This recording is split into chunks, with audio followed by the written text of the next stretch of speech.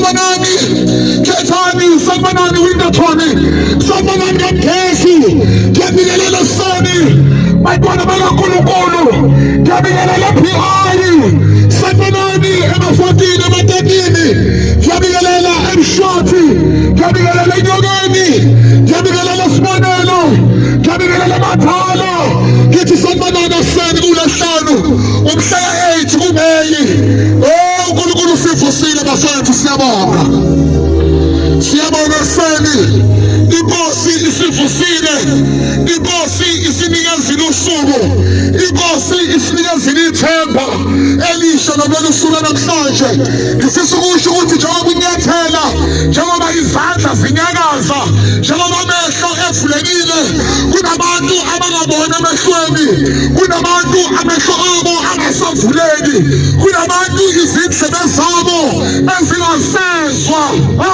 Nkosi yami, kunabantu umlomo wabo ongasakwazi ukukhuluma, kodwa wena uNkulunkulu sakunikezile, ukunikeze zonke izinto.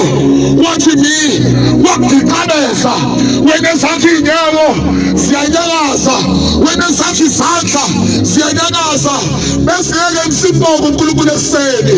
Sanibonani, ngiyazi ukuthi lo mthandazo lona, noma wena ungawunakile, noma wena uthela ngamathe, noma wena umiphela, kodwa kunabantu obasizayo lo mthandazo.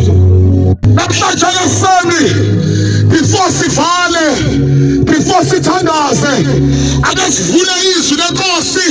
Khipha nawe lakho iBhayibheli lapho, khipha lakho nawe iBhayibheli namhlanje eseni, ngesikhulekele kula mazwi.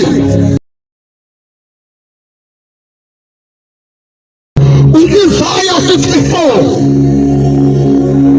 Isaiah 54, efonini yakho Isaiah, eBhayibhelini lakho Isaiah, eTestamenteni elidala.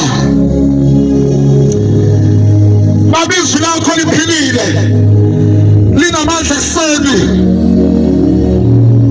libukhali kunenkemba eyafika nhlangothi zombili. Izwi lakho ekuseni liyahlaba lehlukanise amalunga nomkatsha. Yeka, izwi lakho ekuseni liyahlaba lehlukanise imicabango nezizitha zenhliziyo. Izwi lakho ekuseni liyahlaba lehlukanise umoya nomphefumulo. Izwi lakho ekuseni likamandla ethu. Izwi lakho ekuseni likumlilo oqothulayo. Izwi lakho namhlanje ekuseni likhulumisana nomphefumulo wethu. Siyabonga uNkulunkulu othotshwele ekuseni.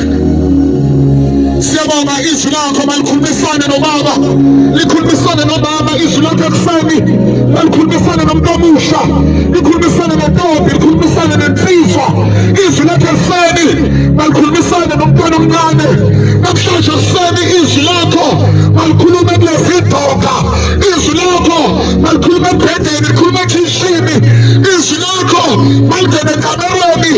Izwi lakho maliqoshe yonke imimoya, liqoshe wonke amadimoni. Izwi lakho. Sanibonani ekuseni, siyalikhulekela Nkosi, siyalibonga ekuseni izwi lakho elinamandla. Isaiah 55 verse number 6. Ulalele kahle lelizwi. Ngachaza bazalwane, ngathi uma sithandaza lana sisuke sikhuluma noNkulunkulu, kodwa izwi lakhe likhuluma nathi. Asikwazi ukukhuluma noNkulunkulu angasho lutho kithi.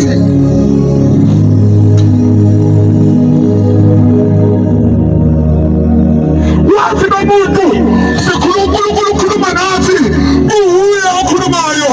Kanti ithunywe uNkulunkulu ukuzokhuluma izwi lakhe. Verse number 6, Isaiah 55.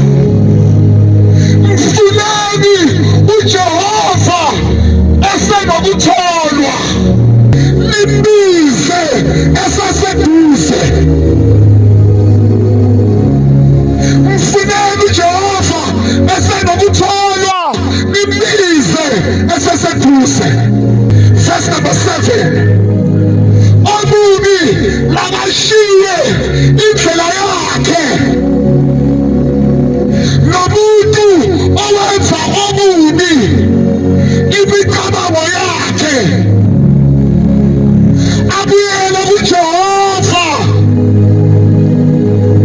uyakuba nomusa kuye. Yebo, abuyele kuNkulunkulu ngoba uyakwenza ukuthethelela kube kukhulu. Inkosi ibusisa ufunda kwazilayo ekuseni. Mfuneni uJehova esenokutholwa. Ziningi izinto ezifunwa abantu la emhlabeni.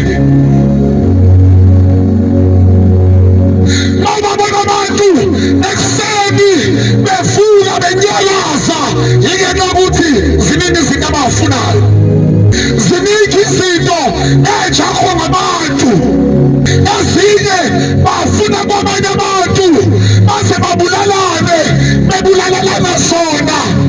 Abanye baze badlule emhlabeni bejaha izinto bengazitholi. Midala iminyaka ujaha lento ijahayo, kodwa namhlanje awukakayitholi.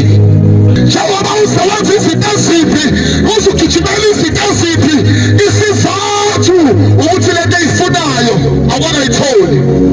Kodwa namhlanje ekuseni ngathi uNkulunkulu